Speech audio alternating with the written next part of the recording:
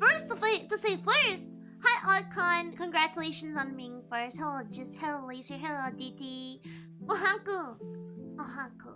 I figured I wanted to use the mini for today because we're chatting, right? We're chatting. I can use a mini. Taking the high number rooms. I'm taking the high number room. I want to be number 8. I wanna be number 8.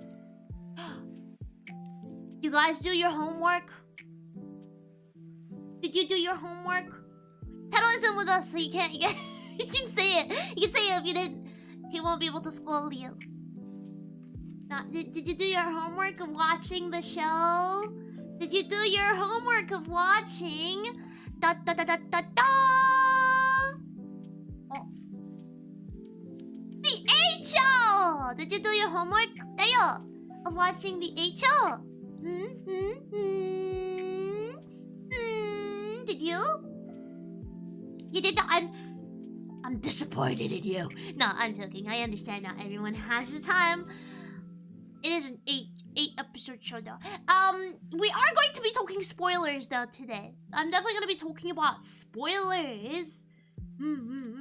So if you're intending on watching the show but you do want to support the stream, just mute everything. And stay on the page. Don't listen to the yap, because otherwise you're gonna get spoiled if you wanted to like watch it. Makes sense, because we're gonna be talking about it, so it'd be hard not to get spoiled, right? So have you seen my monitor? It's so cute. I really like this setup. What do you guys think? It's very retro. It's very retro, right? It has a really retro vibe, and I really love it. It has like a retro Denpo vibe. I wanna keep customizing the monitor for the NEET Club. Also, welcome to your second episode of the NEET Club, previously named the Anime Club. But I think NEET Club works better because we're not just talking about animes or mangas. We also talk about shows, movies, webtoons. So I figured the NEET Club was a better name for it. So it's renamed! I'm waiting for a logo still, but I was too excited to talk about this. I didn't want to wait for a logo. I didn't want to have to wait for a logo to do this stream. So you realize maybe one day we get a logo. Maybe we'll get a logo. I intend on doing multiple NEET clubs. I think they're fun.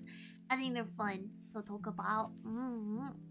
For those of you who are not aware, in the NEET club we discuss both shows, animes, mangas, webtoons, video games. Sometimes we may even do some live reading or live trying games. I want to do a NEET club stream where we play some visual novels, Dio. What do you think? A NEET club stream where we play some visual novels. As a little treat. I don't really stream visual novels that much, but I love playing them. So I feel like that'd be a good little treat. A good little treat, Dio. Well, the digital aqua sticker on it seems like a merch item. It's very cute. It's very cute for sure. There's a tiny me down there too, see? A tiny me. There's multiple me. NEET Club Doki Doki Literature Club. I've already played Doki Doki Literature Club though. I've already played it. So bye Archon. Hi Reggie. So yeah, if you don't want to be spoiled, please mute the stream. Your support means a lot. Please don't leave, but please do mute the stream so you don't get spoiled. Doki Doki. Do you not mean that I make your heart go Doki Doki? Do I not make your heart go Doki Doki da yo? Doki Doki! Doki Doki! Doki Doki! Yeah, this is meant to be a relaxing time of me yapping about stuff and asking your opinion. And today's gonna be about the 8 show. I was thinking of maybe making it about K-dramas in general, but I felt like this show kind of required its own NEET club. I know I'd said I would talk about Alice in Borderlands at some point too. Maybe I will, maybe I won't. My hyperfixation on it has kind of passed. I still think it's a good show though. I was pleasantly surprised. I've been watching a lot of webtoon and manga adaptations in dramas. And I've been pleasantly surprised. I watched the 8 show, I watched Alice in Borderlands. I watched Sweet Home, but that one is actually kind of a dumpster fire, if you want my opinion. And I'm currently watching I'll See You in My 18th Life. Which is a manga, no, a webtoon that I really, really enjoyed.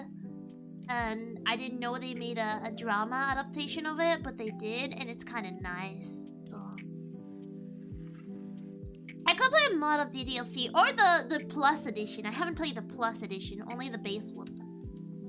OMG, hi monster, it's me. It's me, Kyuta Demon. Kyuta, it's me. Oh, my eyes are itchy. My eyes are itchy. Okay. Okay. Okay, だよ. Wait, I need to do something because for some reason. Ah, here we go.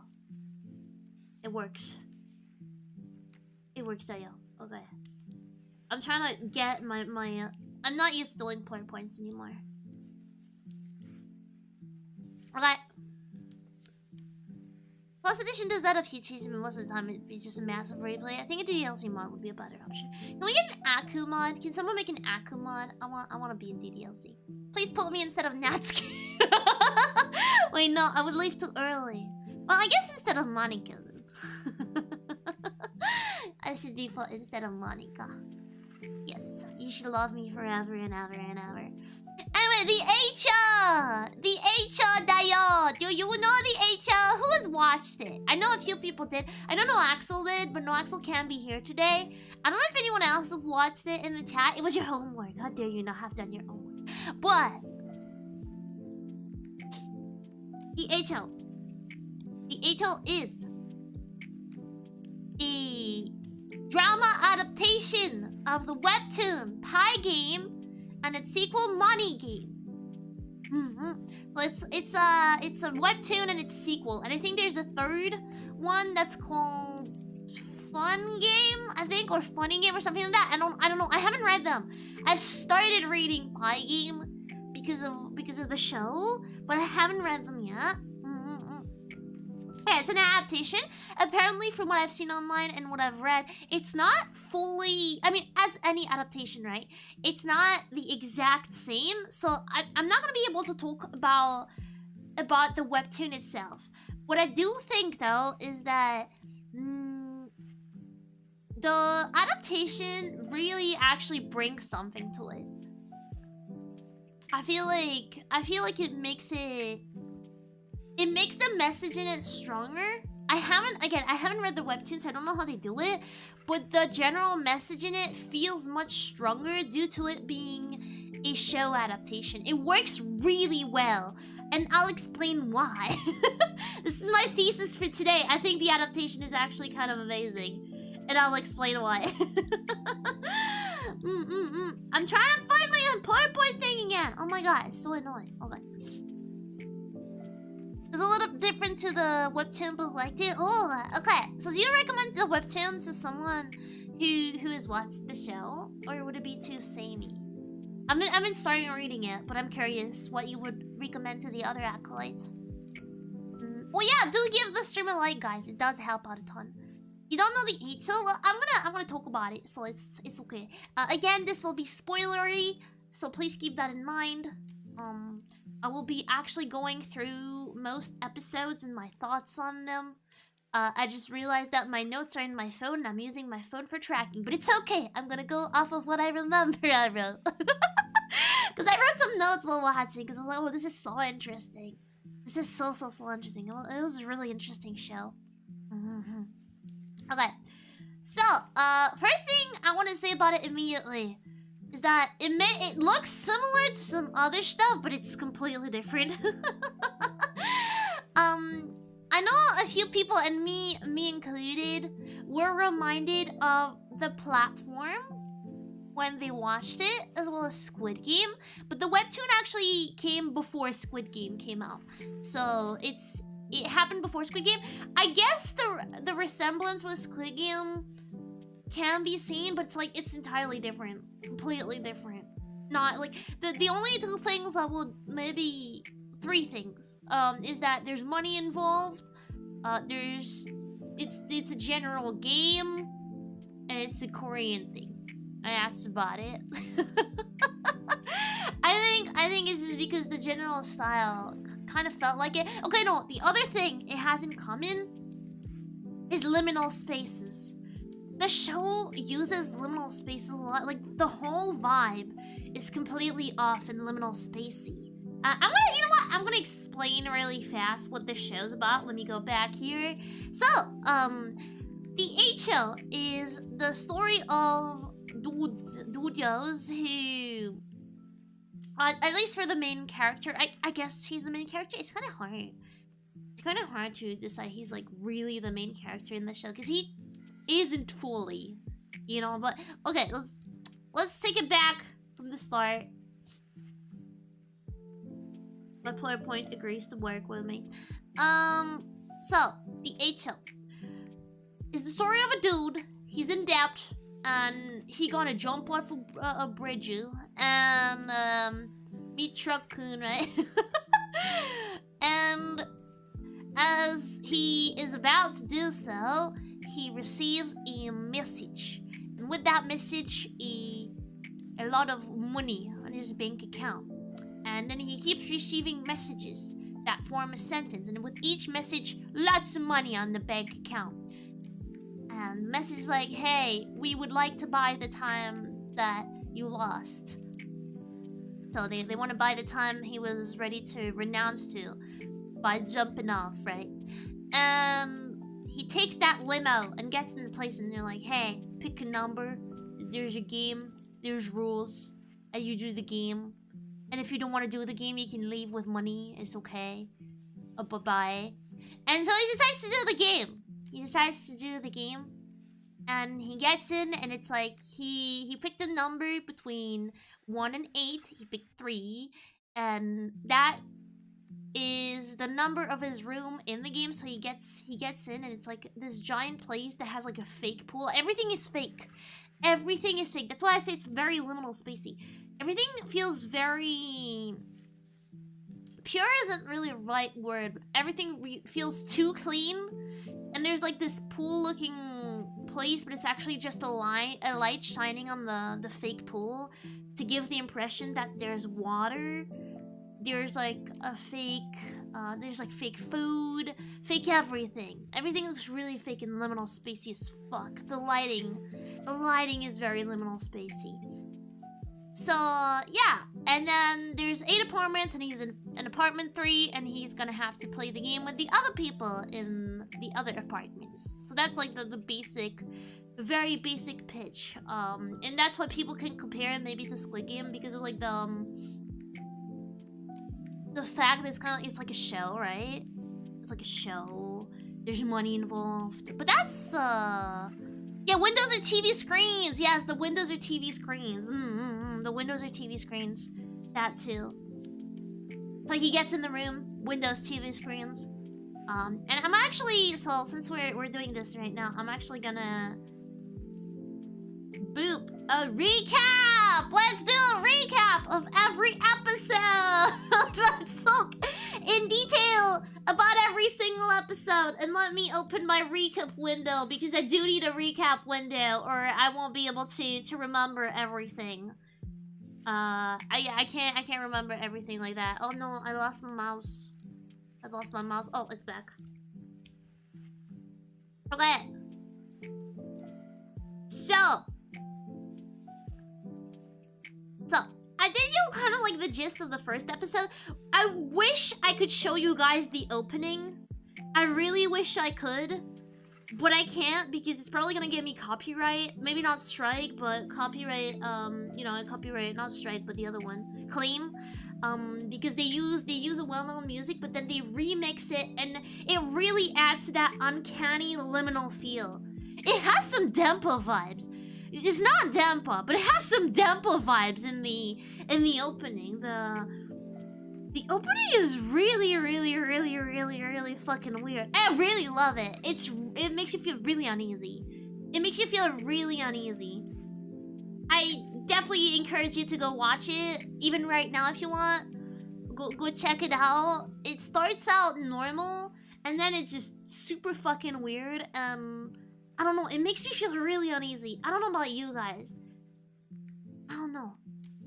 It felt like those subliminal images, but all put together. You know, the subliminal images, conspiracy theories, but all put together with like warping and everything. It's really weird, but in a great way. I feel like this whole show is just an art piece. They really went like, I really admire. I don't know if it's a good adaptation, but I really admire the artistry. It feels like the people who made this show actually wanted to make a good show and not just adapt a popular webtoon. You know, like how that happens with some other stuff. I feel like this one, they really genuinely wanted to make a piece of art. It's really artsy. The shots, the lighting, everything feels really artsy. I really like it. The aesthetic senses and they're waking up. They marvel at this. I really like how they do it. Sometimes they do put art a little bit above plot in some scenes, especially at the end. It can make it a hard to watch in terms of like emotional damage, but it's really good. The artistry in this is so amazing. Again, the lighting is so freaking good. You feel like you could be in there. You can almost smell. I don't know. It feels like it smells of pool, but fake pool. Like everything is, again, too clean.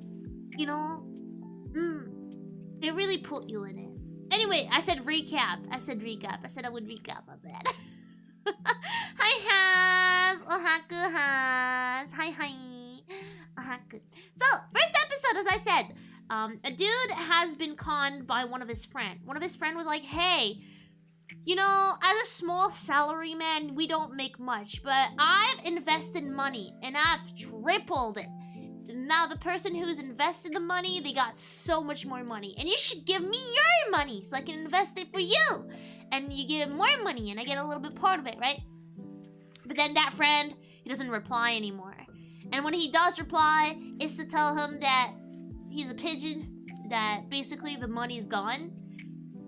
So, so what happens is that the main character, we're gonna call them by their room number. So number three looks for another job. He finds one as a window cleaner in really tall buildings, but it's kind of dangerous and he doesn't actually make as much as he would like, but it's still more than his previous job at a supermarket. And after a while, he just realizes he can't go on like this. The most realistic option for him is the bridge. I probably can't say much more than that because YouTube, but it's the bridge. And he's about to do it, and you can really tell he's such a pathetic little man. He's such a pathetic little normal guy because he tries and he can't get his leg off of like the border of the bridge. He's trying and he's failing at the bridge stuff. And right as he's trying and failing, he gets that message I told you about. First message, and each message forms a sentence and he gets money in his bank account. So he gets in a limo that pulls next to him and be like, hey, if you're interested, like get in the limo. And they drive him to that place, and even in the limo, everything is fake. He tries to drink the champagne right next to him. It's fake. It's probably like plastic or whatever. It's fake. He can't drink it. So he gets there and he sees the rules. The rules are like, hey, so there's just games. If anyone dies, it ends. So people can't die. You should look out for each other. Look out for everyone's safety. And, you know, you'll get money out of this. But however, if you do not feel like playing this game, here is some money for compensation. It's like 20 million won. It's a lot of money. Like here's a lot of money for compensation. You can just leave. You're just allowed to leave. And our protagonist number 3, he's like, what's this game about? Because he isn't given any clue, anything on what the game is. So he's like, I wonder what this is about. But that's a lot of money they're giving me up front for just coming in and then leaving. I should probably just go with that. I should just go with that. It's the safer option. That's a lot of money. That's already a lot for me. And so he's like, okay, I'll just take the money and leave. He's a smart guy. I tell you, he's such a normal, pathetic man. Like, wouldn't you do that too? You're like, oh yeah, this is a lot of money already. Yeah, I don't feel like doing that weird game of yours, right? So he takes the money and he goes to leave and not participate in the game. But at that moment, he gets a message. 2 messages, if I recall right, even. So one of them is a message saying they can't really pay him the money he was owed for the job he did because times are tough, and so the salary he gets this month is lowered, and it's the second one is him getting the money and it's lower. And he's like, you know what? Fuck this. If I go back, I'll have to work my entire lifetime to even pay a fraction of my debt. I'll never be able to repay that debt. Or if I do, it'll be overworking every single day of my life, full time, not taking any breaks, and living in misery. I don't want that for myself. So you know what? Heck it. I was about to jump anyway. So, you know, I was about to jump anyway. I wouldn't have been here anymore. So what do I have to lose? And he goes back. And he picks a number and aims for average. So there's empty spots in there. Some of the numbers are gone already, and the highest number he has in there is 6. The lowest is 1, and he picks 3 because it's the average.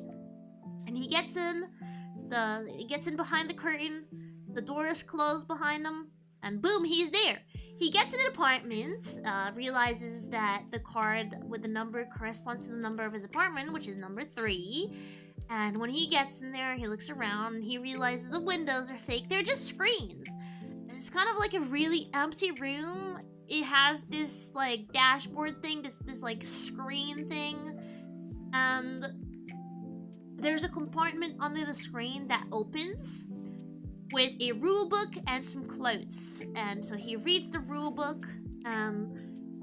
The rulebook tells him that he has to wear the clothes they have given him and put all of his personal belongings in the compartment before the game begins. That he can't leave the room between, I think it's midnight and 6 a.m. Question mark? Question mark? I'm not fully sure the rules anymore, so correct me if I remember wrong. But it's like between midnight and 6 a.m. he can't leave his room, or he'll, wait, no. I need to put all the rules down before saying the caveat, I guess. So, he can't leave his room, he can't damage or obstruct the camera views, and also he can't take any items in his room, out of it. So, they will provide the food and the water, and he can buy other stuff at what they call a special price, in quotation mark, but anything he buys in his room cannot be taken out. However, things can be bought out of the room on the main square place on the courtyard for another special price. And if any of those rules are not respected, the amount of cash he earns will be cut in 2. Well, that's the rules, right? And they say the game will start at midnight, you know, that kind of stuff. So he realized that it's like 1 minute before midnight, and then there's a countdown that starts, and it's like really, really spooky music, and he has to really hurry up to like undress and put on the clothes they gave him. And he realizes those clothes are kind of fake too. There's no pockets. They look real, but they're fake. The shoes, they look like they have been sewn, like they're good and everything, but everything is kind of fake, you know? Hi, Dollar! I'm doing good, how about you? We're chatting about the H-Hill. We're talking about the H-Hill today, Naya. Yeah, it's very ominous. It's very ominous music. So he's like, okay, well that's really weird. So he puts everything on, and then he's like, starting to be cold in here. The game has started. It's starting to be cold in here. It's night. I need to sleep. And he's like, hey, can I get a blanket? the pockets and ties drawn on is so dumb. And he's like, oh, can I get a blanket and like a pillow? And then the prices is like exorbitingly pricey. And he realizes that here, the special price is not good. The special price is like 100 times the price you would find outside of this place. But what he also realizes is that every minute he wins 30,000 won. Every minute, 30,000 won. So he's like looking at every minute, looking at the board, the screen that shows the money in front, in front of him. And he's like waiting every minute to see it go up. And he's like, yeah, let me buy a blanket. And then he's just like, okay, well, they don't know me. They don't know that I'm the master of being poor and miserable. So if they think I'm gonna spend everything, well, they're highly mistaken. So he buys like cardboard to help him cardboard and newspaper, old newspaper to help him sleep and get some warmth. And an empty water bottle to pee in. Yeah, so that's his first night. Then in the morning, they put the lights on in the room as if it was like, a real room. Because it doesn't have curtains. Like, the windows are fake, they're just screens, but they have light, right? Yeah, so he has to wake up, and he gets outside and discovers that there are other people.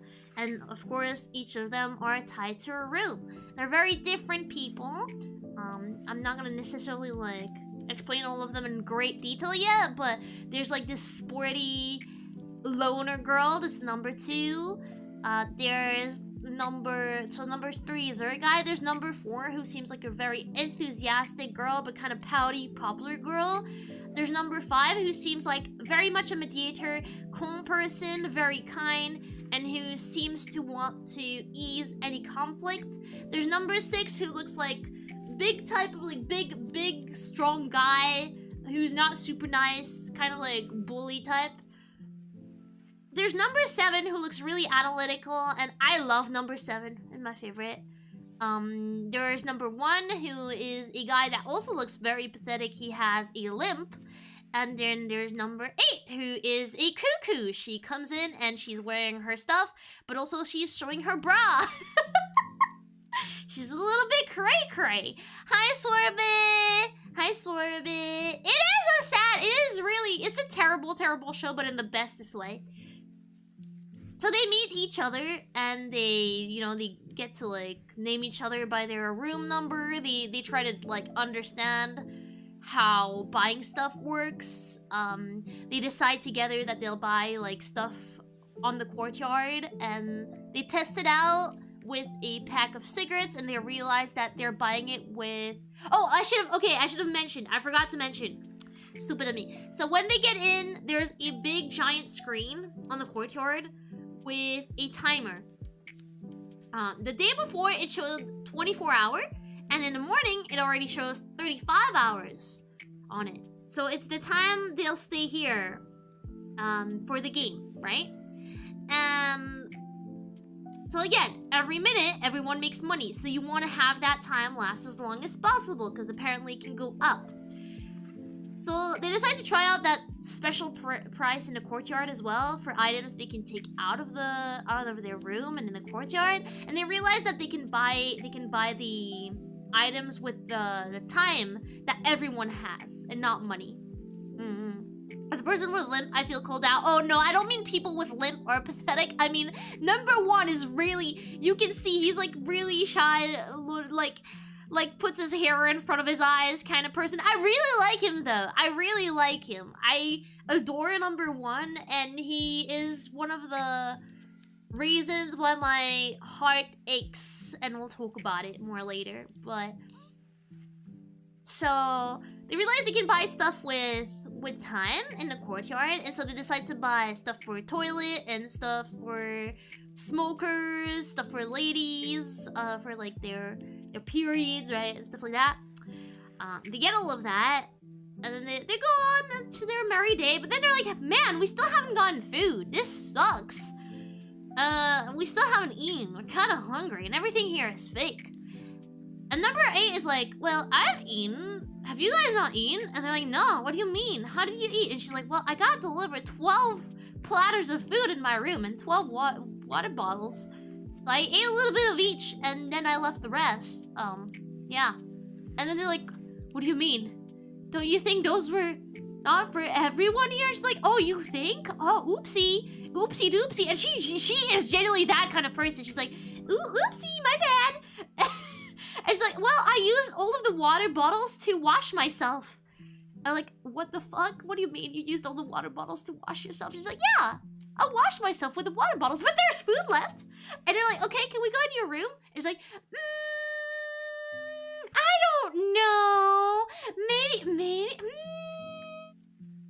It's like they're asking, hey, could we get the leftover food? It's like, And they insist and they get a little bit mad and she's like, yeah, you can take the food. I don't care about the food. I only need 1 platter of food per day anyway because I only eat 1 meal a day.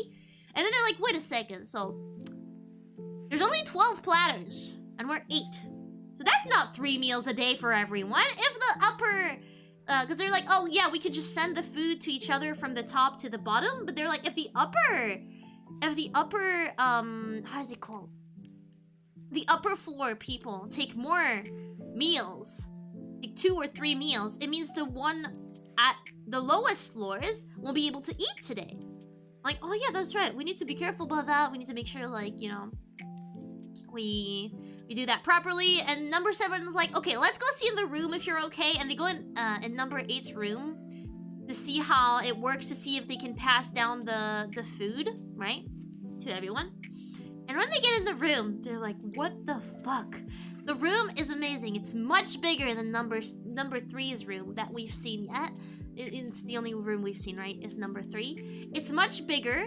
Number 8 has bought a lot of stuff. She's bought a bathtub. She's bought a table. She's bought, like, I think she has like a chandelier or something, like some candles. She has like a carpet.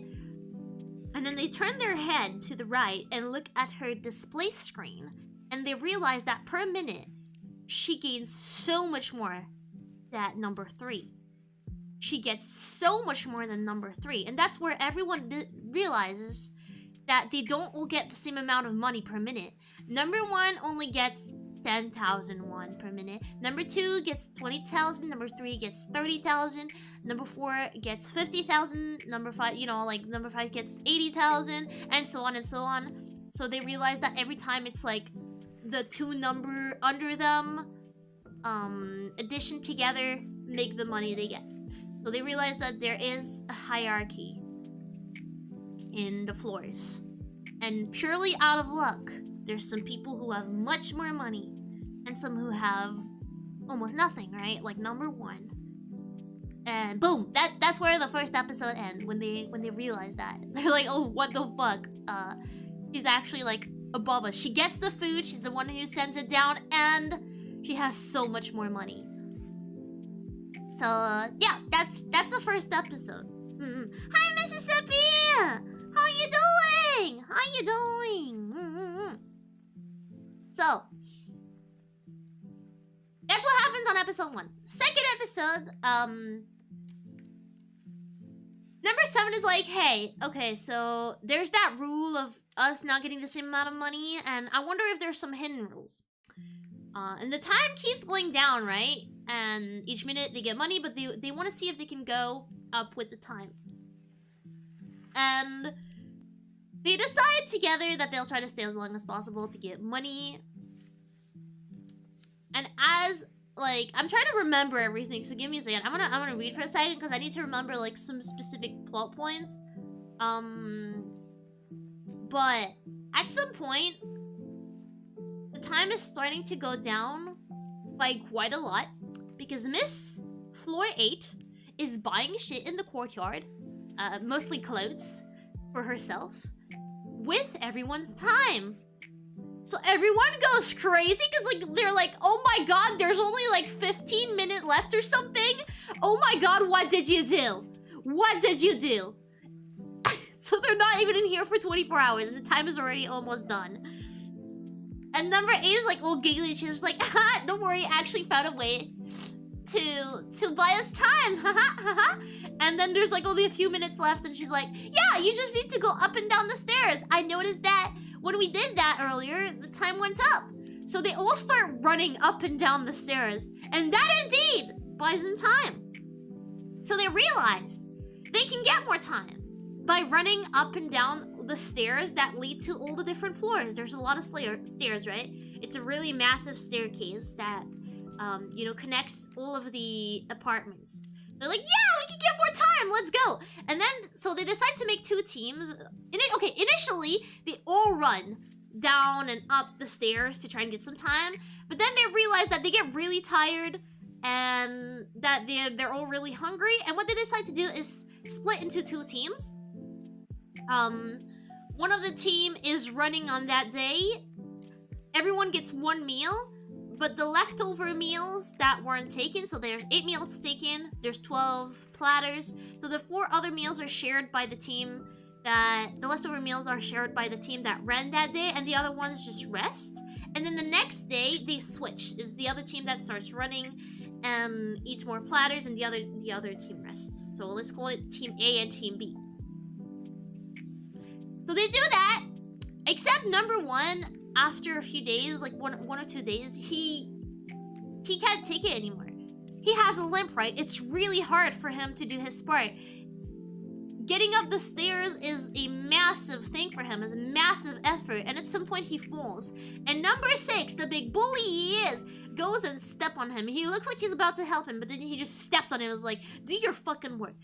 And so number 2 and number 3 started switching with number 1 to try and help him out. Like, no, you can eat your stuff. Number 3 is like, oh man, I really want to eat. But number 2 convinces him not to. And they take his place, but you can tell that number 6 and number 4 are like, man, that dude isn't doing his job. They kind of look at him badly. But they do end up coming to an agreement where, you know how... Okay, that's gonna be one of the first plot holes. We'll talk about plot holes later, but there is a plot hole in this. So you know how they can only take items in the courtyard that they have bought in the courtyard, but items that they've bought in their rooms cannot come out of their rooms. For some reason, when they go to the toilet and do the poo-poo, they decide to keep their stuff in their room and not outside? Where they could have just stored it in a corner? I don't know why. I don't know why. To me, that's a plot hole. But yeah, so moving on from that, they decide to like keep it in their room. And number 1 is like, okay, I can't do the things you guys do for time. But what I can do is agree to store everyone's poo-poo. Okay, but the reason why I'm saying it's a plot hole is because they bought the stuff for their poo-poo in the courtyard. So why can't they take it out? I don't understand. But yeah, so number 1's like, number 1 has the smallest room too, but he's like, yeah, I can't run, but I can keep all of your poo-poo. And then he gets respected again. And everyone takes their meal in his room, and he's respected. But at some point, it starts becoming too much. The poo-poo is just too much. People can't just... So the poo-poo is in trash bags, right? Also, Ohaku! Sonic! Ohaku, how you doing? Evil Sonic. So it starts being too much. The smell is foul. Eating in that room is really hard. So... He is really starting to live through it. He's really feeling it now, Mr. Krabs. And around that same time, they start realizing that them running up and down the stairs, it's not really making the time go up anymore. It's drying out. The time isn't going up anymore. At all. It's slower and slower, and then it just doesn't go up. And they only have like 30 minutes left at some point. Well, and so they try to find other ways. Like, they're like, oh, maybe we need to run more. And they look at the time and they panic. And number 3 realizes the clock goes up again by a few minutes. And they're like, we must be doing something right. But for some reason, the stair stuff isn't working anymore.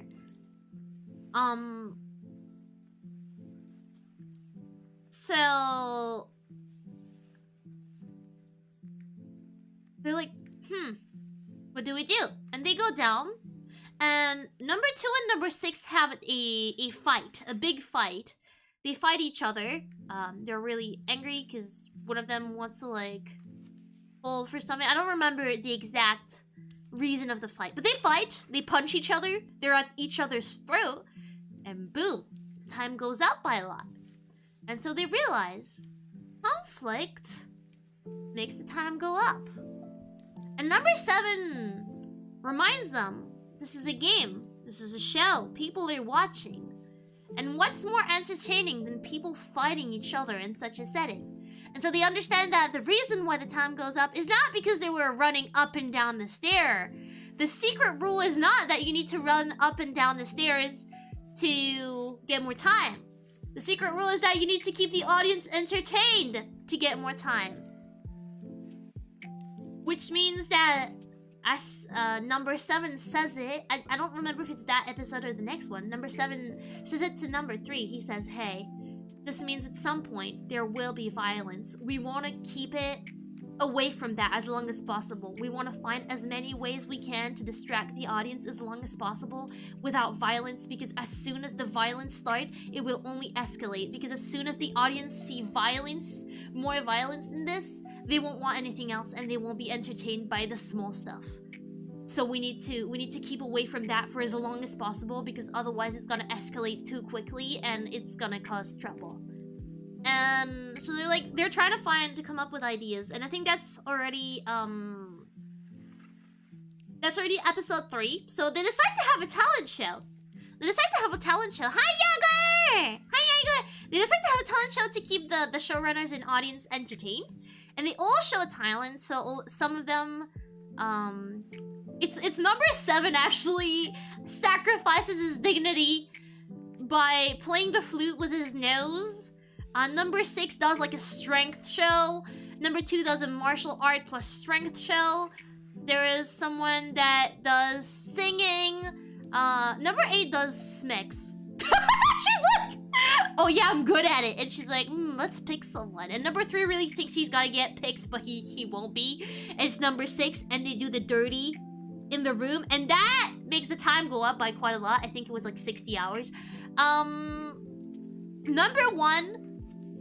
So wait, number 3 goes first, and he's like, yeah, number 1, don't worry, we're bad. I can see in your eyes you don't have a talent either. It's okay, don't worry. And he goes first, and he only gets like 15 minutes by doing a silly dance. He's actually really bad at dancing, but he really tries, right? I think number 4 is the one that gets also very low because she's not good at singing.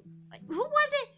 There was one who sings actually well. No, that was number 5. I don't remember what number 4 does, but she is also like at a low number, like 30. And then number 1 goes, and he actually does an amazing clown slash mime thing, and it's really cool, and that also makes the time go up by quite a lot.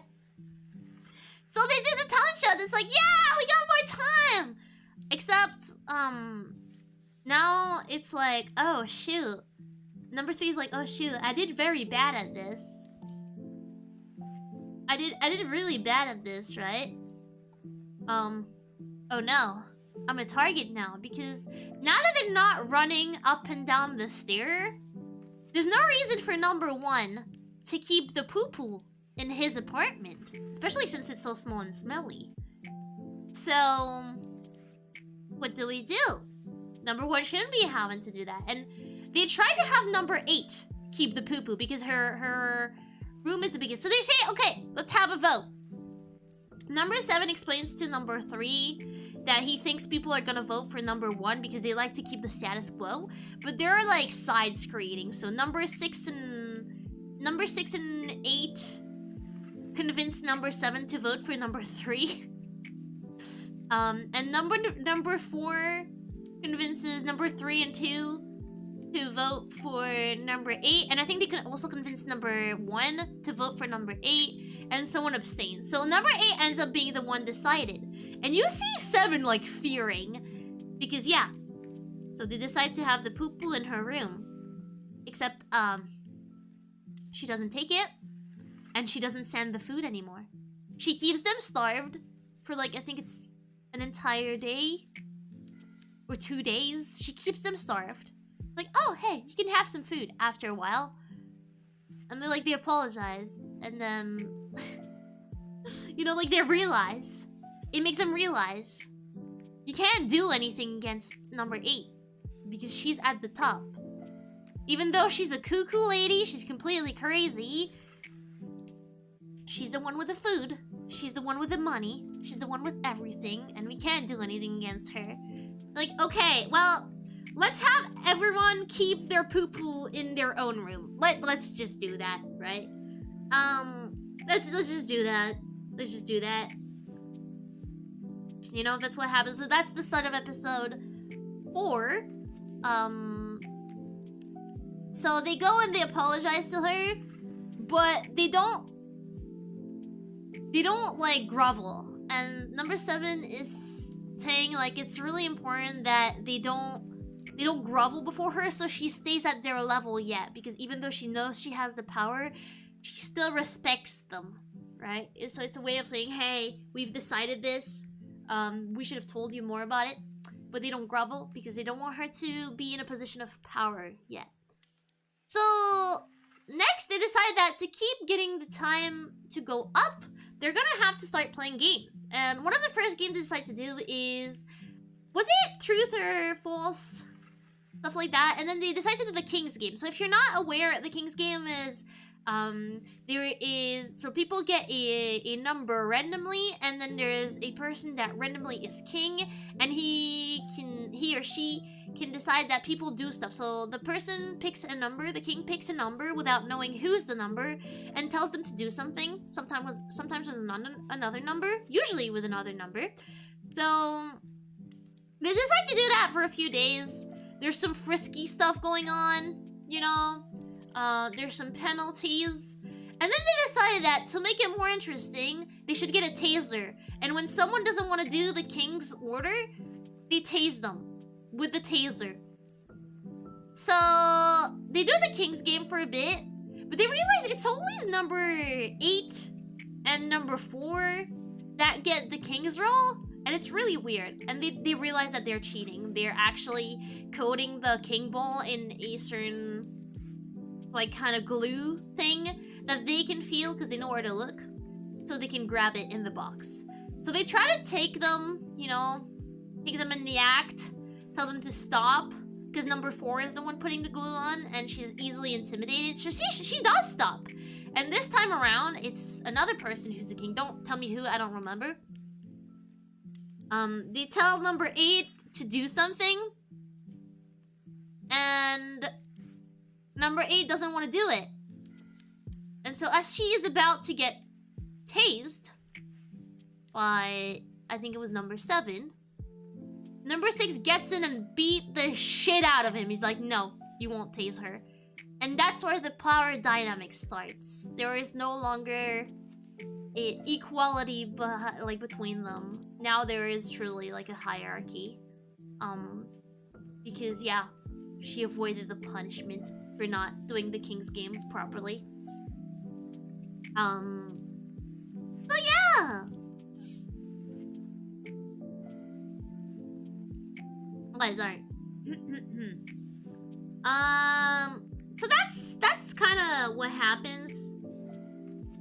He says that it's because he doesn't want the game to be monotonous for the audience, to be like boring. So that would be like kind of a twist, and he thought the audience would like think it's good, but you know, kind of bad. Then we get to episode 5, and basically it starts being a really hard watch.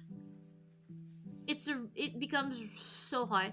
King's game doesn't sound too bad, but actually they won't do anything extreme. Yeah, it becomes really bad. So they buy weapon stuff. They buy like a higher frequency taser that hurts much more. They have everyone do their bidding. Basically they make everyone partake in really like violent games. They get number 7 on their side. And basically they decide that the upper floor will now be leading a dictatorship.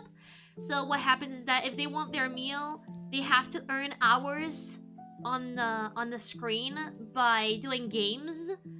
Like so it's number 1, number 2, number 3, and number 5. have to do games. It's the image you see here, for example. They have to do games, and if they earn like 10 hours, I think, they get like one token, and 1 token equals either 1 bottle of water or 1 food, and they can get 2 tokens per day, like, you know, whatever. And they need to reach a certain quota every day. Otherwise, they just don't get food or water. And the games are more and more violent. So there's this one you see here, for example, where they have to stand like this for a certain amount of time and they fail. There is one, there's some stuff where like they're asked to slap each other. No, wait, no, that was in the previous games. I don't remember all of the violent games. I feel like my memory has kind of like really kind of wiped them out because it was really frustrating to watch. It made me so angry. It made me so incredibly angry that the lower floors had to like do terrible things to each other because they had no other choice.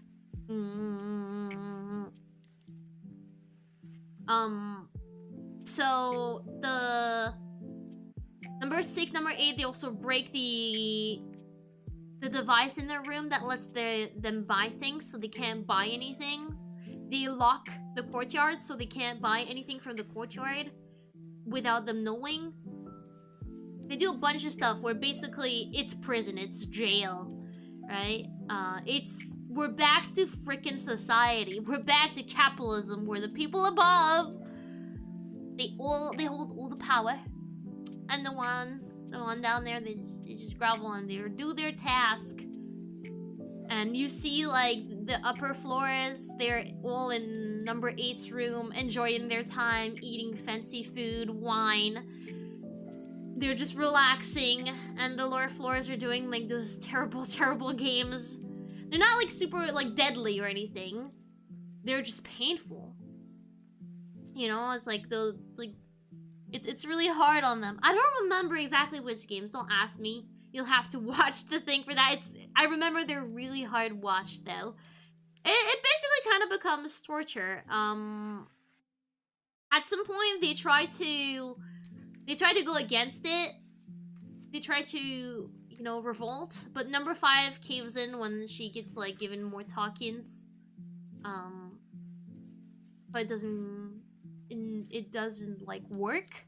But then later on, they're like trying to stage a coup. They're like, okay, what if we all hide in number 1's room and like we go through the compartment to go down the same way they pass down the food, and we hide there and we just kind of fuck them up when they get in the room. Wait, for some reason my phone isn't charging. Give me a second.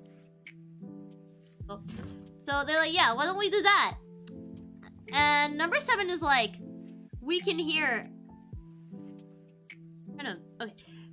Number 7 is like, we can hear, by the way, at some point. He like very gently whispers to number 3, hey, we can, like, they can hear the compartment going down. And number 3 is like, huh? Is he on our side, actually?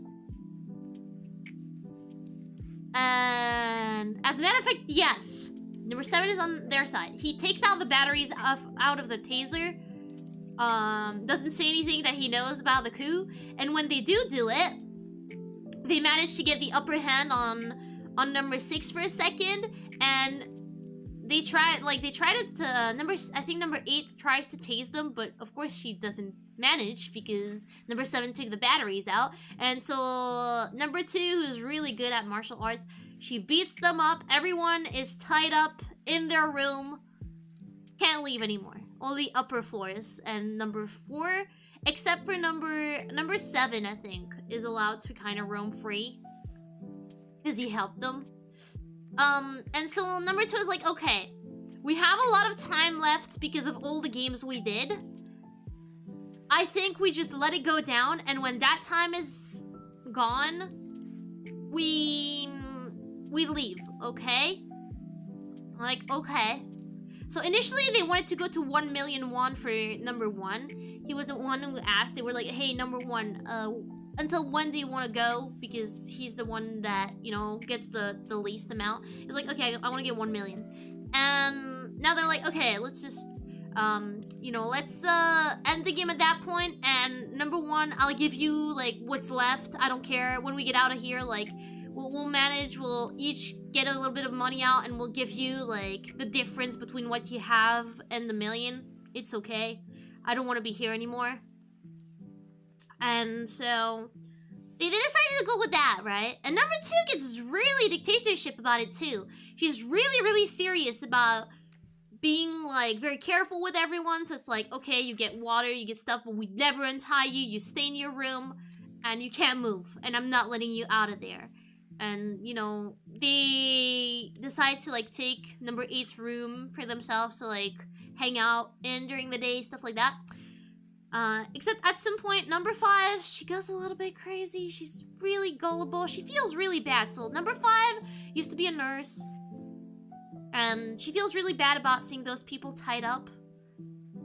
She feels really bad about it. And okay, I just need to like make sure I'm getting this stuff in order. Okay, yeah. So, however, at some point, why is my PowerPoint not working? At some point, there's like, I think 24 hours left.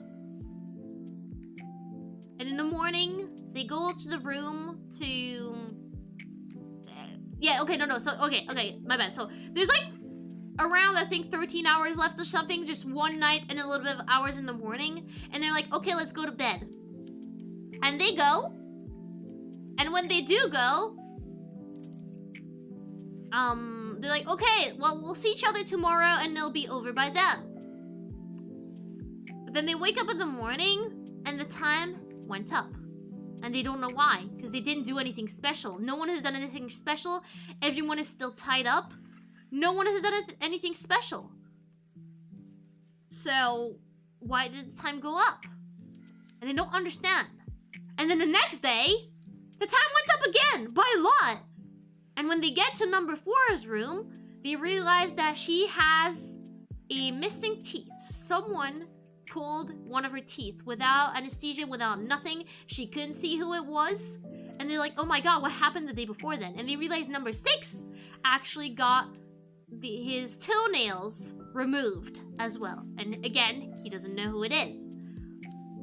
So someone went around and did some pretty violent things to get the time to go up on purpose. And like, oh no, who is it? And we can't trust anyone. They don't know who it is. They can't trust anyone.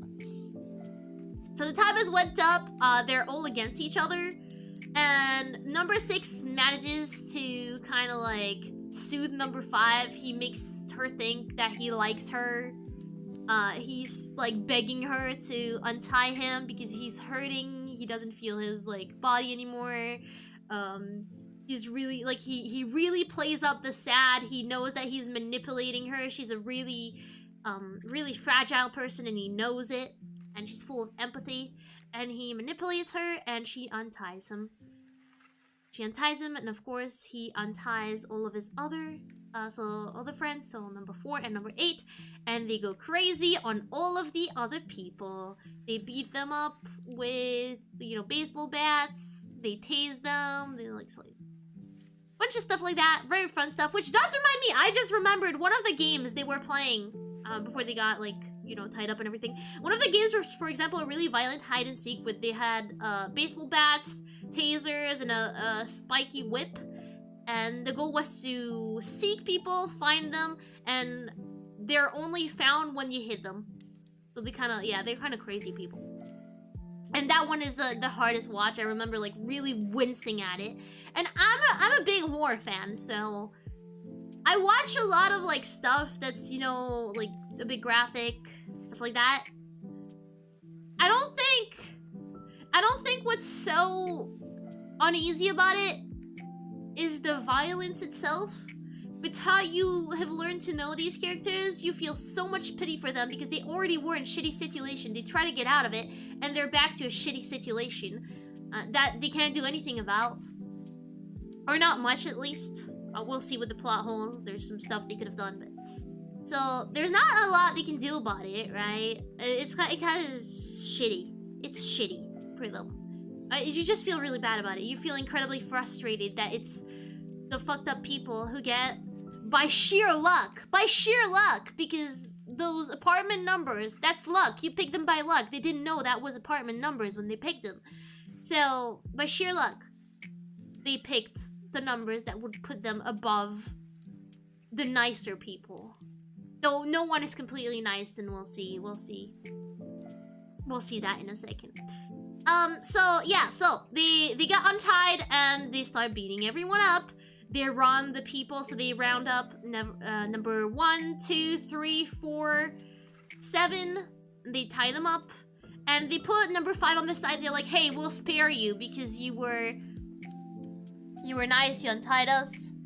So hey, we're not gonna kill you, but we're gonna buy a gun and we're gonna play Russian roulette. And you guys are gonna have to tell me who's the mother hecker who took my toenails off," says number 6. All right. So he plays Russian roulette with their legs because he doesn't want to, like, you know, end them. He doesn't want to end them. And he starts playing Russian roulette. And it is such an uneasy feeling scene. What do you mean they did it to themselves? No, they didn't. No, they didn't. What do you mean? What's with the victim blaming? They didn't do it to themselves. They weren't the one who started the violent games at all. They weren't. They made the timer so long. I mean, yes, but again, it wasn't supposed to get that violent that fast. It wasn't supposed to get violent that fast. It's because number 6 was like, fuck it. We ball, we make it violent now. And then they just couldn't turn back from it. I don't think number 1, 2, 3, and 5 are perfect at all. They're very flawed people. But, yeah. Was their decision... Again, we're forgetting here that these people have nothing to go outside with. Like, they're like, okay, yeah, I need that money. Otherwise, I basically die for most of them. Definitely invite... Was his decision, except number 6 is not the one getting beaten up! He's not the one getting beaten up! I will say number 6 and number 4 maybe brought it upon themselves to get their toenails and teeth removed. It was kind of satisfying. So yeah, where was I with this? Yeah, so he plays Russian roulette to, like, find the culprit. And then number 4 is like, hey, because number 4 is actually starting to feel a little bit uneasy about this. And she's like, or numbers... Wait, no, my bad. Number 3 is like, hey, by the way, no, stop, don't shoot me. I have an idea. You can just buy the video of what happened. There's cameras everywhere. You can probably just buy the videos of what happened. And they're like, oh my god, that's so smart. And so number 8 goes up with number 4. And suddenly everyone kind of just turns around. And before even, like, seeing the video, they know who it is. It's number 1.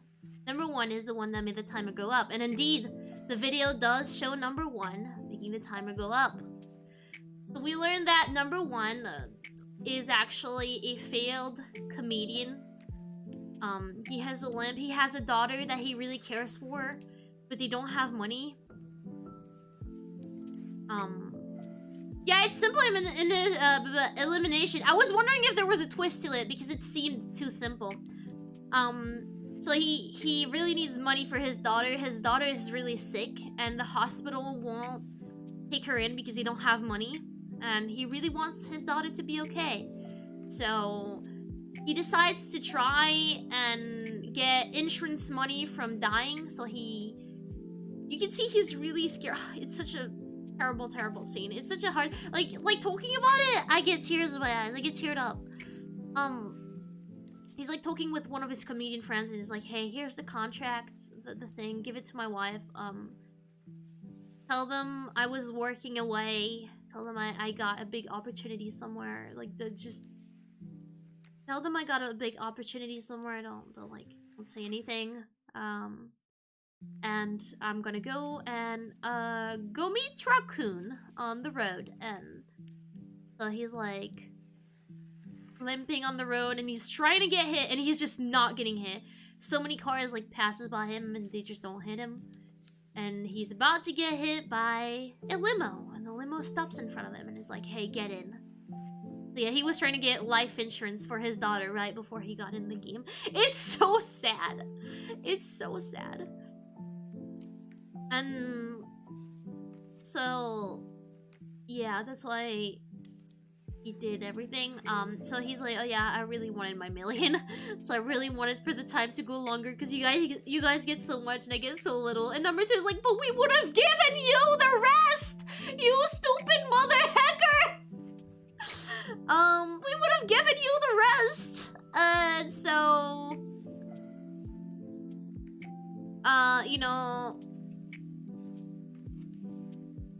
they kind of like get, of course, kind of mad at him.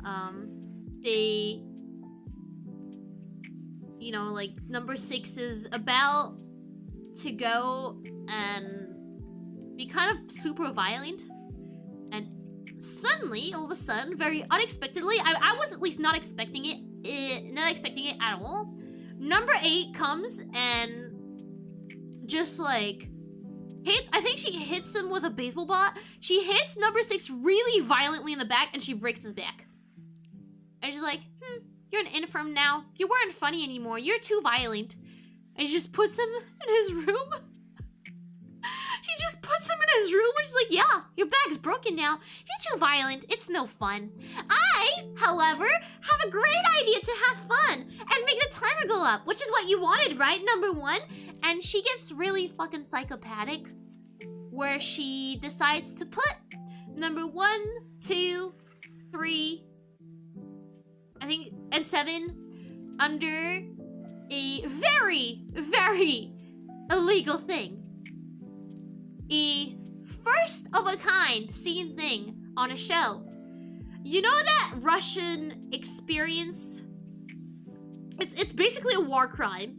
You know that Russian, like that myth of a Russian experiment with people not sleeping for multiple days? You know the one? You know how it's, you know how it's super illegal, even in times of war, to prevent people from sleeping? This is one of the hardest, I kid you not, it's one of the hardest thing I've watched ever. She puts them in a room on a chair. She, like, tapes their eyes open. She puts their neck in a bowl of water so they can't doze off or they'll like drown. And they have to stay awake all the time for multiple days. In some of their rooms, she puts like ambient lighting on the walls and everything, so it just kind of makes it worse. And she watches them from her room. She even gets some type of arousal from it. She decides to paint them. She goes really crazy about watching them on this crazy experiment, inhuman experiment, and it's one of the hardest thing I've watched ever. I felt sick to my stomach because it was so realistic. It didn't feel like a horror movie. It felt like people being put in the worst.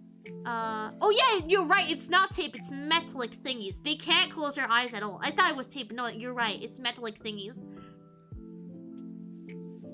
It's horrifying in the worst sense possible. It is gut-wrenching, and I'm not easily gut-wrenched by horror stuff. This is not just like spooky horror. This is life existential horror of what can actually, like, this. Of course it wouldn't be able to like happen like that, but the idea of someone having enough power to make the people under them suffer so badly for no other reason than their entertainment and in audience entertainment, and we're gonna get to that.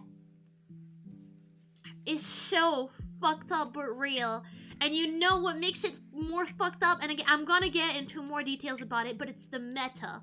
Because you're watching this. You're watching this. You're the audience. You're the audience. And that's what makes it worse. You're the audience. You're the reason the show is going on! Because you're finding it entertaining! You're there watching it, right? So it must be entertaining. And indeed, the time on that timer, it goes crazy. There's thousands of hours there. There's thousands of hours. You know you know there is an audience. You're the audience. We are part of the problem. Because we're being entertained by that show, aren't we? What if it was real? We wouldn't know. We'd still be entertained. It's so fucked up. It made me feel so bad. It made me feel so massively bad. And that's why I think the adaptation works so well as a show. I don't know how it is in the webtoon, but I don't think you can get quite that sense of, oh my god, I'm watching this show live. I'm watching it. I'm the reason why they're going through this. Technically, maybe I'm over analyzing, but I feel that like that's the message they're trying to pass. That's the message they're trying to pass, and it sounds like a really cliche message. It's like, oh my god, we do so many things and we watch so many things for entertainments nowadays. And it sounds very woke and very, like, bossy and, you know, what's the right term for it? Like, scolding. But I feel like they do it in such a way that it's actually, it's not just, oh, we live in a society. It's not just we live in a society, right? It's actually, it's a really good commentary. The way it's done is really, like, it's masterful, and that's why I love this show so much. So yeah, they get, you know, this Russian sleep experiment thing, but at some point, preachy, yes, thank you, preachy is the term. We live in a saucy. At some point, number one is like talking to number 4 is like, hey, we can escape. I know you can't be liking doing this. Number 4 is like, yeah, I'm trying to take it as a game, but of course I don't like it. And he's like, okay, listen to me, we can change room. I discovered that on the first day because I thought my room was too little. And I was like, hey, is there any way to change room because my room is little? And they told me I can't for 1,000,000 won. And he's like, okay. So if you help me escape, I will actually change room and we can change room and everything. And so they managed to build a plan to change room and escape. And they managed to do it. They managed to escape from it with the help of number 5 who unties them. He like gets, you know, she gets swayed by number 4 who manages to convince her. Number 8 kind of sees it coming, but not fully. So, you know, number 4 is like, okay, I'll help you for prize date. You sound familiar? Do I? Hi, Ducky! Do I sound familiar? I don't know who I sound familiar like. Skull actually clutching? Scald? Wait, who's Scald again? Sorry, I don't remember their names. But the dog? Oh, you're right! I forgot, she buys a dog. And the dog kind of like ruins the plan for escape. Because he makes her notice that they're going through like the... Oh my god, you mean Skull, the roleplay character. My bad, I'm stupid. She makes her notice, like the dog makes number 8 notice that they're like sneaking through the stairways. But they manage to escape. They manage to escape and they get in number 1's room and they're like, okay, let's change room. And they ask for it and he pays. He does not get to change room. In the compartment, he gets delivered a sheet of paper.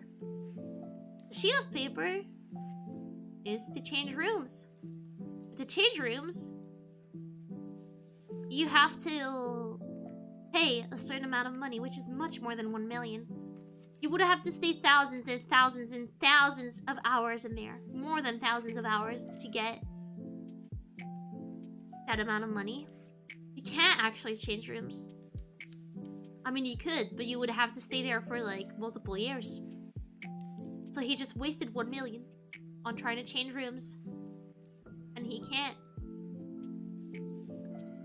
He doesn't have any money left.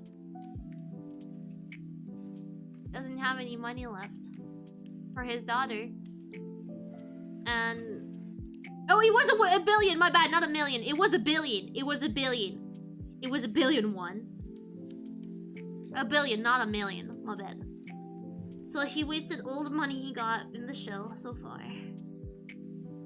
And as one would in that type of situation, he goes a little bit crazy. Just a teeny itsy bit. He ties everyone up and he's like, okay, it's time to get some hours on the clock. I want to get hours on the clock so I can make the money back. We're staying here. I'll feed you. I'll give you water. And I'll make the timer go up. I have nothing left to lose. I just want money. I just want a bit of money from my daughter. And he puts up... Oh my god. He's not trying to hurt them. This is so gut-wrenching! He's not trying to hurt them. He doesn't say you guys will do games. He decides he will put on some show and get some hours back. He will do the job. He will just like make sure that they stay here so the game doesn't end, that they're fed, they're watered, they're gonna stay alive, they're gonna be okay, but he just wants that timer to keep going so he can make the money back.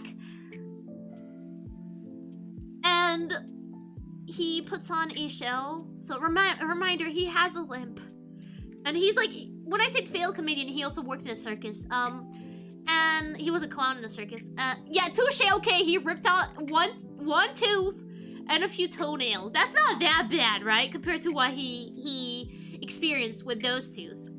So honestly, it's fair. I think that's a fair trade. After that, he doesn't try to hurt anyone, though. And he makes them all watch. He puts them as if it was a show. He ties a rope between two, like, spaces way up above the floor, super high. There's no protection.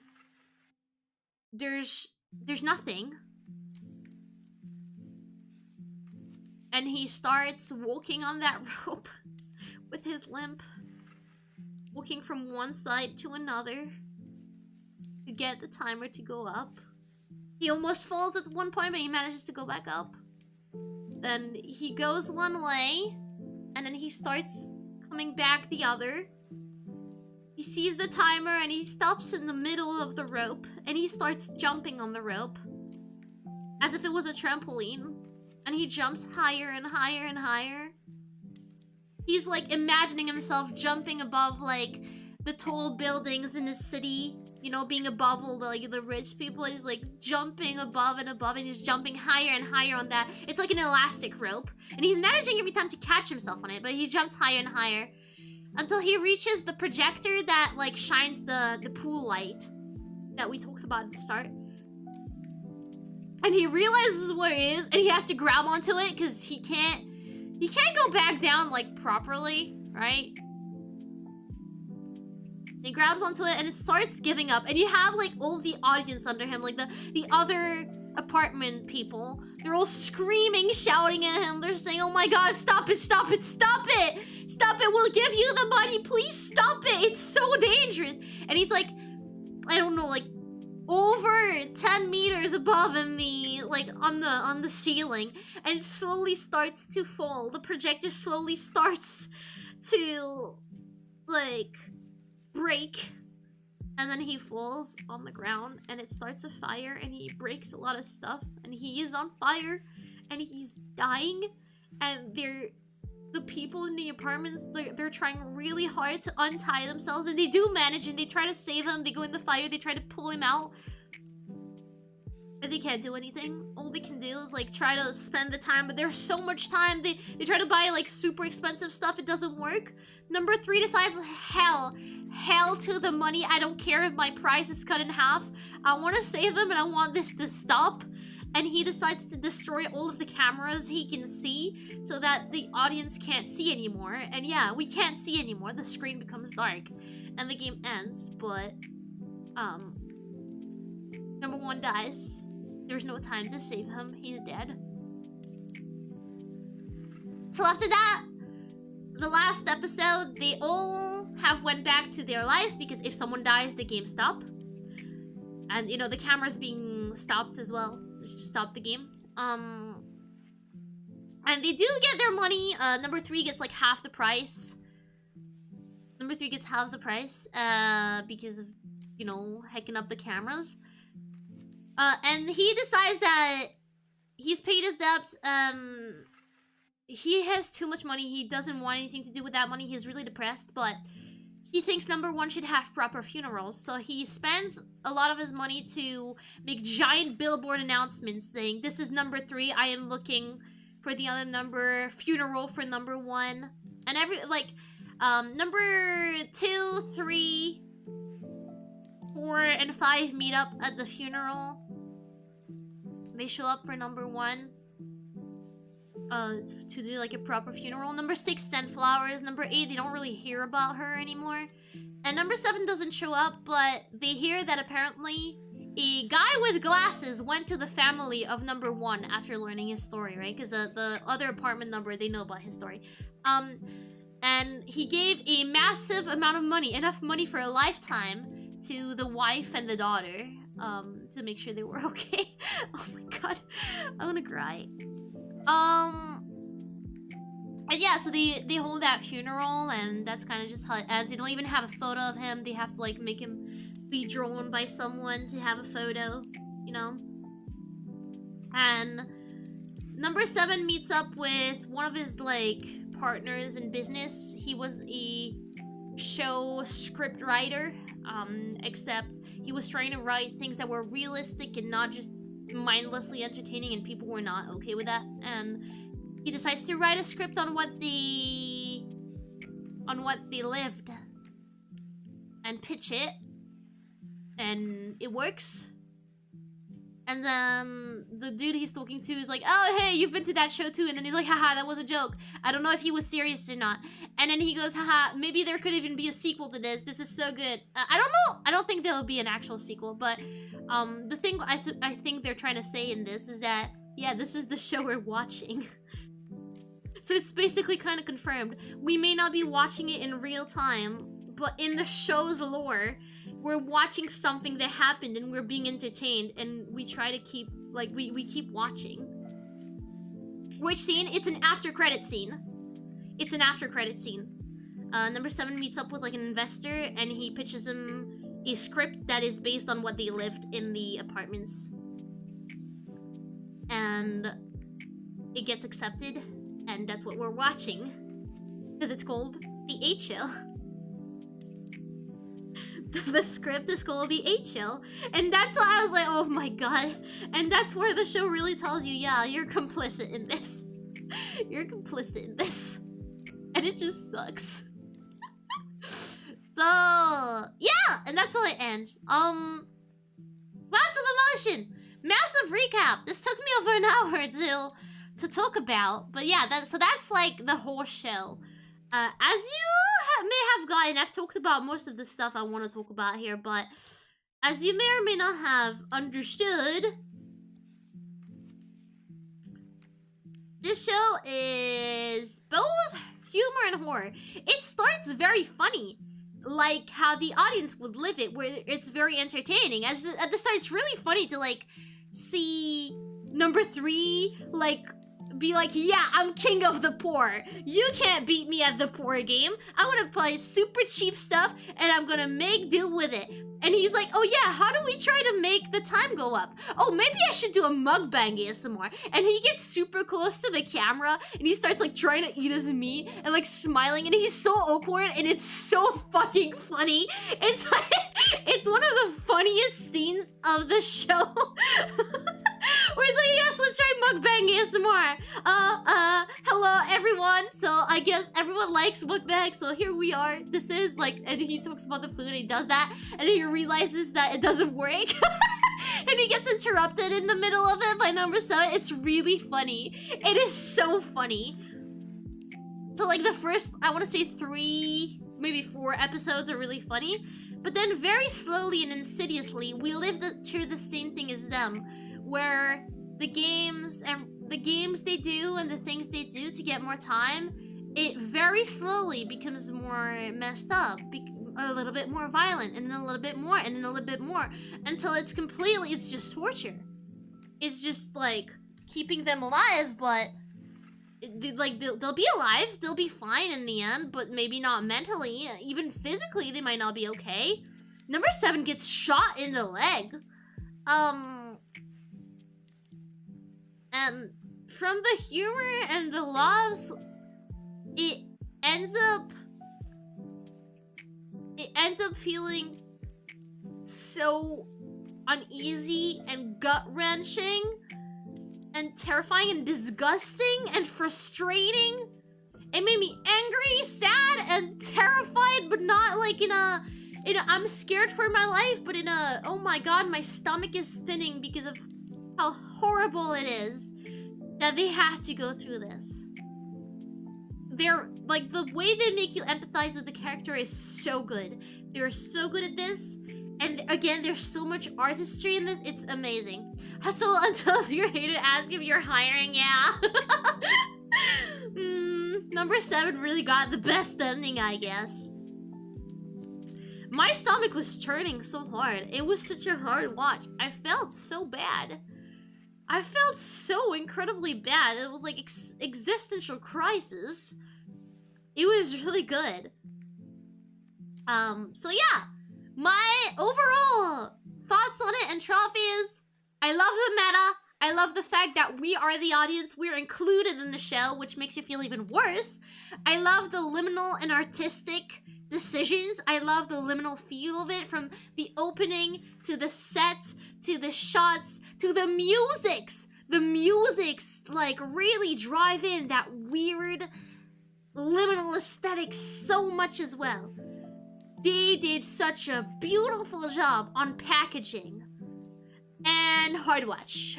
Incredibly hard watch if you're sensitive and you don't think you have the heart for it, and stomach for it. Maybe don't watch it. Maybe be warned that you should probably not be watching it if you think it could mess with your head too much. Because it messed with my head a little.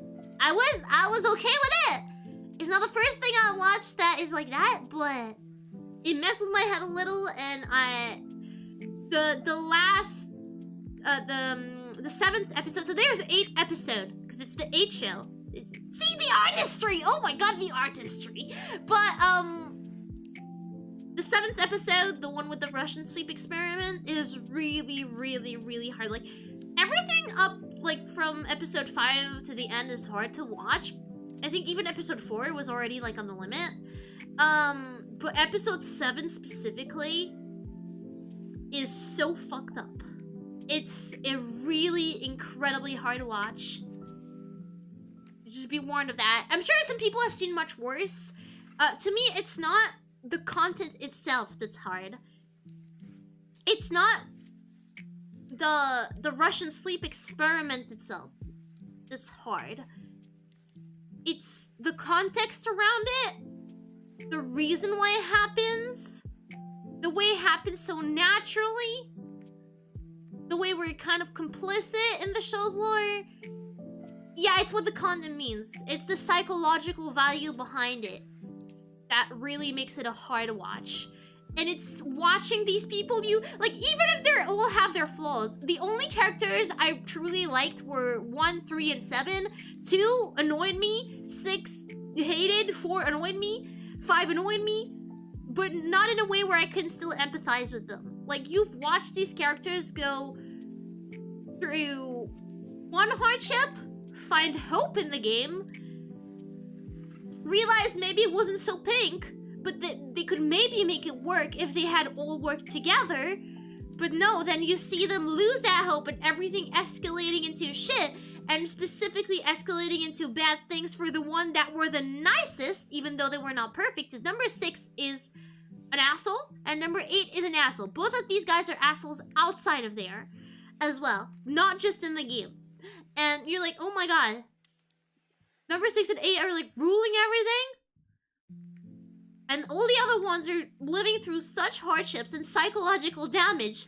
And then on top of that, they get the most inhuman thing done to them. And then the stuff with number 1. It just all goes crescendo. And it makes it really hard to watch. It's so hard to watch. You're like, you can't stop watching, but it's really hard to watch. I'm really passionate about the show. I'm sorry if I'm rambling or sometimes repeating the same things. Maybe the show sounds preachy. Maybe I make it sound preachy because I might not be the best at like... I'm really trying to drive in the message because I think it's done in a really nice way because it's subtle. The way I explain it is not subtle at all. But in the show itself, it's much more subtle. That what I'm like telling you is because that's the message I took from it. Maybe it's not even what I think that with the after credits scene, it's clearly what they wanted us to like take away from it. But that's the message I got like almost immediately from it. Not because they were saying it to your face, but you can make like when you know there's an audience and the audience is watching to be entertained and you're watching the show and there's 8 episodes in the show, like you know, there's some meta stuff that makes you think of it pretty fast, but they're not like in your face with it. They're not at any point like blaming the audience or anything. You make that connection yourself. You make that connection yourself, and I think that's great. So I do want to drive also the point that I'm the one who like makes the message sound so clear, but it's like, it's there. I think it's easy to see, but it's not in your face as much as I make it sound to be. Because I do think the way I make it sound might be a bit preachy. It just, I don't think the show is meant to make you feel bad about being the audience. But I think it is meant to make you feel something about being the audience. Realize it. I don't think it's trying to tell you that the audience watching it is bad, but it's trying to make a general commentary. Like, they're telling you you're complicit, but they're not telling you you're a bad person. They're just trying to make a general commentary about how I think entertainment is consumed. And I think that's cool. And it's really good. And it's amazing. And the way they did it is just amazing. And I love this show so much! And that's why I think, again, the adaptation from a webtoon to a show is so amazing. Because the fact that... Because in the webtoon, it's a show, too. So I don't know how it ends in the webtoon. I haven't read it. I don't know if it's like, oh, you're reading the script of the show right now and you're being entertained. But at least in the show version, well, you're literally watching the show that 7 wrote. You're watching the show that number 7 wrote based on their real experiences. And I think that's great. That's amazing. So yeah. There are a few plot holes. I love the show, but thinking about it, here are a few of the plot holes I thought about. It's probably not all of them.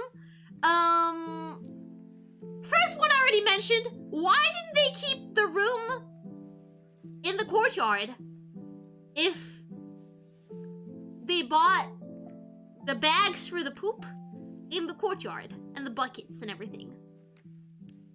I don't know why they didn't put it somewhere in the courtyard. That's my first question.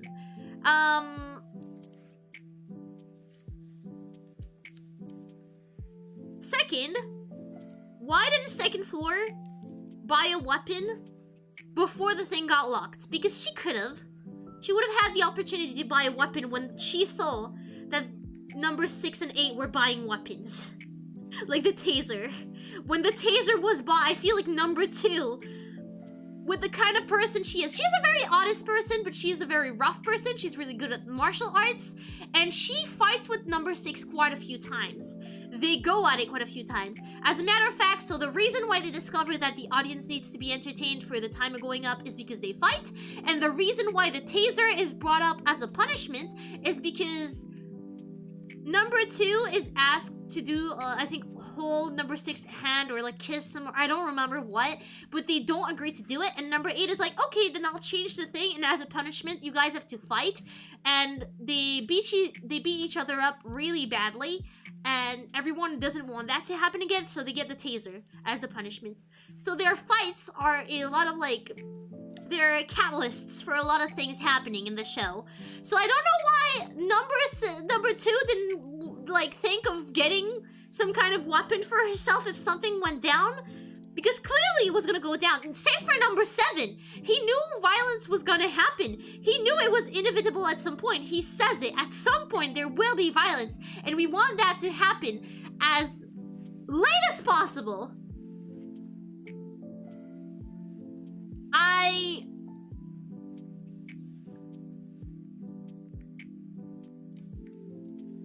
That will be bad. Number 7 does not have integrity. I disagree with you on that one. I think number 7, he has some integrity, but not. He does like go on the side where it sways a little bit still. He does have some sort of integrity, but I think at one point he does consider staying in the good graces of number 8 and 6. I do not think he joins them to then free the other ones. I don't think he joins them for that.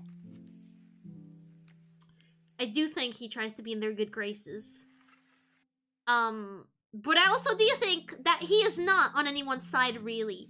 He sides with them, he sides with people depending on what his own objectives are, and I think he's like a neutral, free electron, like a, you know, wild electron kind of vibe.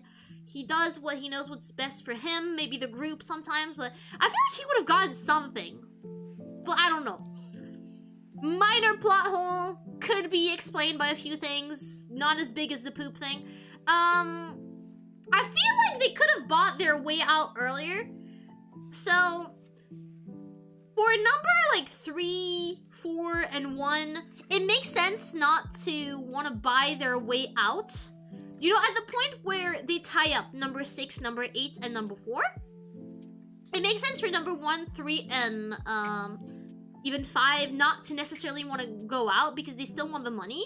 Like, you can clearly see in how they act that they want the money. However, number 2 at that point is clearly done with it. She doesn't even really want the money anymore, since she's the one who offers to give some of her money to number 1 to meet the bill, like the money he wants, the billion. It was a billion, not a million. To meet the billion he wants.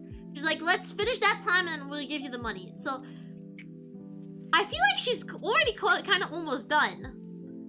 So when she sees the timer goes up, why doesn't she just buy shit in the courtyard? That was weird of her not to do that. Why didn't she just buy things off of the courtyard to get the time to go down and be at 0? Because I feel, I get number 1, 3, and 5 not doing it, but I don't get why number 2 doesn't do it. I don't think she would be convinced by anyone not to do it.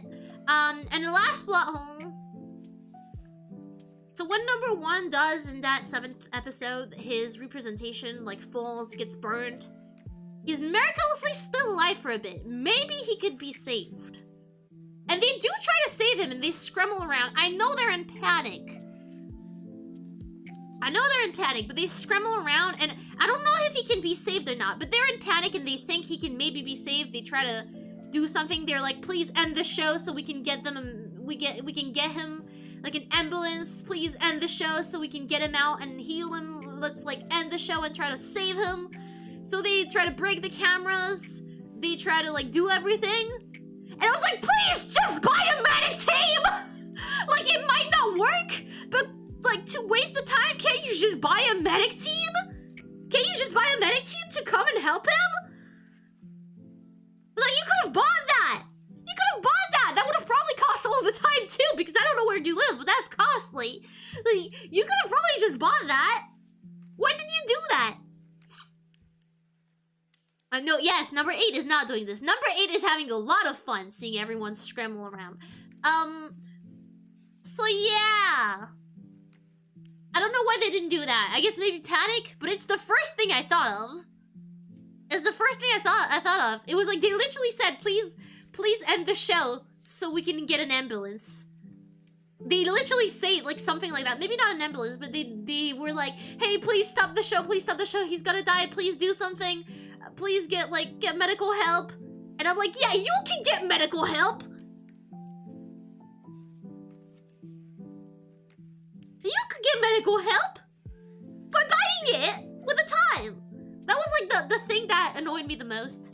Pretty sure she's unhappy. Yeah, she is. She's having fun seeing everyone scramble around, but she gets very unhappy seeing number 1 dies because she liked the show. She wasn't in it for the money. She doesn't care about the money. She just wanted to have fun. And as a matter of fact, we do learn that after the show, she wastes all of the money on the destroying an art museum that like kicked her out when she was trying to sing in front of it. Anything but healthcare. Yeah, it's dumb. That like those are plot holes. Those are plot holes that are hard to forgive. But yeah, this is the HL. This is the HL. Well, that was a plot hole. That was everything I thought about it. I'm not gonna do like a big summary of what I thought because I feel like I've explained everything in thorough details already. I hope you guys really enjoyed it.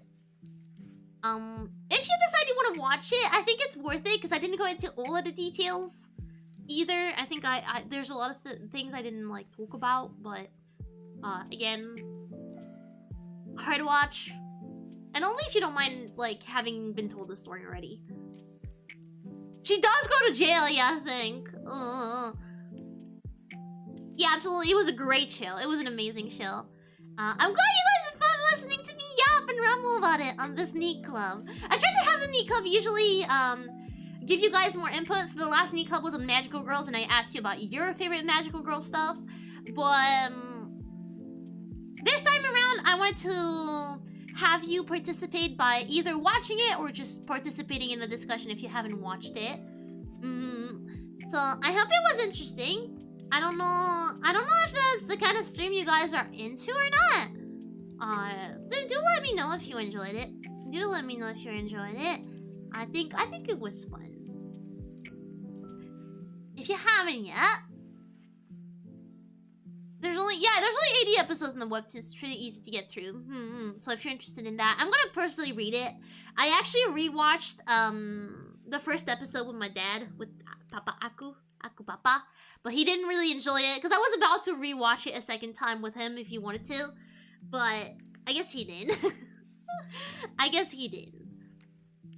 But yeah, so the reason why I wanted to do something like this is because I've kind of always wanted to do like video essays on stuff I watch, but I'm not big into trying to summarize and make it into a video. And I was like, you know what? I think this is a great thing for the NEET Club. They don't have to be videos. I can share this with you guys through a stream, and I think it's really fun too. So that's why I thought of this idea. Not all NEET Clubs will be like this. As I said, some NEET Clubs will have some live reading. Some NEET Clubs will have some actual playing visual novels. Some NEET Clubs will be more like the Magical Girl ones where we talk about an entire genre and your takes on it. Sometimes a specific anime or manga. Sometimes a specific show. Sometimes specific news, you know, stuff like that. But yeah. Yeah. That's the concept behind it, at least. And I hope you guys can enjoy it as much as I enjoyed doing this. It's a lot of yapping, but I'm really grateful you guys were here. Thank you. Thank you. Thank you. Now, as usual, I'm gonna say, let's settle, and you're gonna say, let's settle back. If you haven't liked the stream yet, please consider doing so. Helps me out a ton, helps the stream and the algorithm, makes everyone really happy. We want more people to see the HO, so we want more people to watch this. Yes, yes, yes, yes, yes. Yes, yes, yes, yes, yes. Okay. So, I don't think we're reading today. Usually I would read, but today we're not gonna read out because I don't see a lot of people streaming, and I feel like they're streaming completely different things to what we were doing. But after watching any anime this season, not so far. Not so far. I need to make a list of stuff I want to watch. I'm really behind on a lot of animes. I've been watching mostly dramas. So far, I've been watching Alice in Borderlands, The HO, and I'll See You in My 19th Life, which is a webtoon I've already read, but the adaptation is fun. So, I'm watching that for now. Maybe later I'll go back to animes. But I'm late on a lot of animes, so yeah. It was fun, I'm glad to hear it, and thank you again, Has, for the beautiful model. It was really fun using it. Using it for this. What? This homework was amazing and disturbing, and we couldn't have had it any other way. I'm so glad, I'm so happy. It makes me really happy. I love horror media and thriller stuff and psychological horror, so I do expect some of that. I love Dempa and weird stuff too. Hope you guys enjoy this. Okay. I'm gonna leave you guys. I'll see you guys again on Thursday. We may have a schedule change for Thursday. I'm gonna see how I feel about it. I may have a collab, but I'm not sure. So we'll see. We'll see about it. For now, I say it's settle, and you say it's settle back. Are you ready? Okay. Oh! Se! Ta!